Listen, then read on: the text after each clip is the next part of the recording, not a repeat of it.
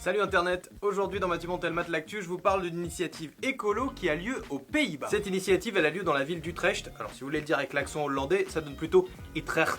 Mais j'évite de le prononcer comme ça parce qu'à chaque fois que je le dis, il y a des gens qui m'apportent du sirop pour la toux. Mais non mais, puisque je vous dis qu'en fait je parle hollandais, pop, si vous laissez traîner un mal de gorge comme ça, vous parlerez ni hollandais, ni au basque, ni au breton, c'est compris? Aux Pays-Bas, à Utrecht, figurez-vous qu'il existe un projet qui s'appelle le Human Power Plant, dont l'objectif est de transformer l'énergie sportive en énergie électrique. Et c'est clair qu'avoir un moyen de transformer l'énergie sportive en énergie électrique, bah c'est juste génial. Bien sûr, créer de l'électricité avec du sport, ça dépend avant tout de l'activité. Professeur, on a réussi à faire fonctionner les voitures toute la journée, mais c'est dingue! C'est parce que j'ai embauché des triathlètes, hein. Le triathlon ça fournit pendant longtemps. Hein. Professeur, ce coup-ci on a reçu de l'électricité pour tout le bâtiment pendant 90 minutes! Parce que j'ai mis en place un partenariat avec la JOCR. Ah bah comme ça, pendant 90 minutes, on a de l'énergie, mais on en a beaucoup. Professeur, bah je comprends pas, y a rien qui marche, c'est tout juste si les lumières de mon vélo elles s'allument. Ça c'est parce qu'il y avait que le club de pétanque qui était disponible. Hein.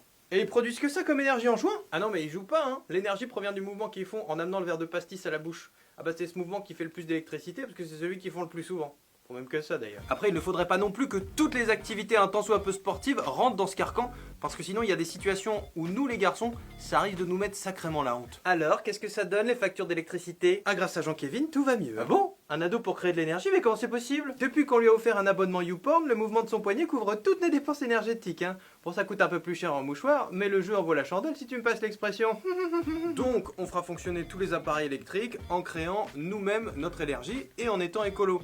Tout le monde s'y retrouve, par contre, ça risque de faire évoluer les choses. Par exemple, on va plus considérer le sport de la même façon. On n'entendra plus. Tu vas boire une bière? Ah non, je peux pas, je vais faire du sport, j'ai fait un McDo à midi. On entendra plutôt. Tu vas boire une bière? Ah non, je peux pas, je vais faire du sport, je vais acheter de l'électroménager à Darty. Et la finalité de ce beau projet, c'est que l'université d'Utrecht, elle a pour objectif d'être complètement autonome en énergie d'ici 2030. Et ça, c'est plutôt pas mal, parce qu'en fait... Ah, attendez, excusez-moi, je crois qu'il y a mon micro qui est déchargé. Vous savez quoi? Je vais aller le recharger avec un peu d'activité sportive, et puis si vous me cherchez, je suis dans ma chambre.